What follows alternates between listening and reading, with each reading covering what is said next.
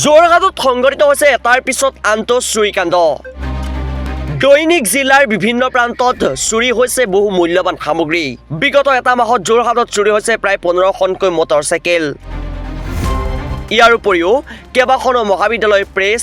কেইবাখনো হোটেলৰ পৰা প্ৰায় 50খন দোকানৰ এচি আৰু কপাৰ্টাৰ চুৰি হৈছে বুধবাৰে নিশাৰ ঘটনা একেই এগৰাকী মহিলা নাম সুবৰ্ণলতা দত্ত মহিলাগৰাকী চিকিৎসাৰ বাবে গুৱাহাটীত থাকোঁতেই ঘৰৰ সকলো সামগ্ৰী লৈ উধাও হ'ল চোৰ লুটি নিলে নগদ ধন অলংকাৰ যোৰহাট আৰক্ষীক এতিয়া অপেন চেলেঞ্জ দি চোৰৰ দলে সংঘটিত কৰিছে এটাৰ পিছত আনটো চুৰি তাৰ পিছত এতিয়া চিন্তিত হৈ পৰিছে যোৰহাটবাসী ব্যৱসায়ীসকলো চিন্তিত হৈ পৰা পৰিলক্ষিত হৈছে কি কৰিব এতিয়া মই হেতু ইনফৰ্ম নাপাম তেখেতসকল আহিলেহে গম পাব তাৰমানে এইটো বিষয় লৈ পেলাই মই লাইটটো আহি দিব এমচিবিটো কাটিবলৈ আহোঁতে গ্ৰিলৰ তলাটো ভঙা দেখি পেলাই লগালগ ওচৰ চুবুৰীয়াক মাতি আনি এইটো বিষয় লৈ মই জনাইছোঁ তেখেতসকলক গৃহস্থকটো ফোনেৰে জনাইছোঁৱেই উইথ মানে ওচৰ চুবুৰীয়াকো মাতি আনি পেলাই যে দেখুৱাইছোঁ যে এইটো কি হ'ল চাওকচোন এনেকুৱা হৈ আছে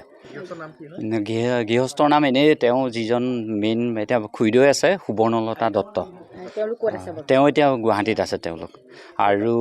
ট্ৰিটমেণ্টৰ কাৰণে গৈছিলে আৰু কালি ৰাতিপুৱা ডাঙৰ পুতেক যিহেতুকে গুৱাহাটীত থাকে এই সৰু পুতেক এতিয়া কালি গৈছিলে বোৱাৰীয়েকে সৈতে কালি ৰাতিয়ে চুৰ কৰিছে এতিয়া কি হ'ল কি কথা একো নাজানো বুজিছেনে মই বৃহৎ বিপদত পোৱা নিচিনাই লাগিছে এই কথাটো লৈ পেলাই এতিয়া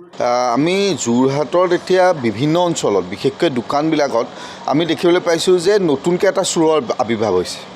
আৰু সেই চুৰটো আপোনালোকে জানি আচৰিত হ'ব যে এচি যিডাল পাইপ থাকে কেবুল থাকে য'ৰপৰা গেছ কেমু যায় আউটাৰটো থাকে আউটাৰৰ কেবুলডাল তেওঁলোকে কাটি লৈ গুচি যায় এতিয়া আমাৰ দোকানখনৰ পৰাই আমি দেখিবলৈ পাইছিলোঁ যে প্ৰথমতে আমি কেবুলডাল লগালোঁ তাৰপিছত কাটি লৈ গুচি গ'ল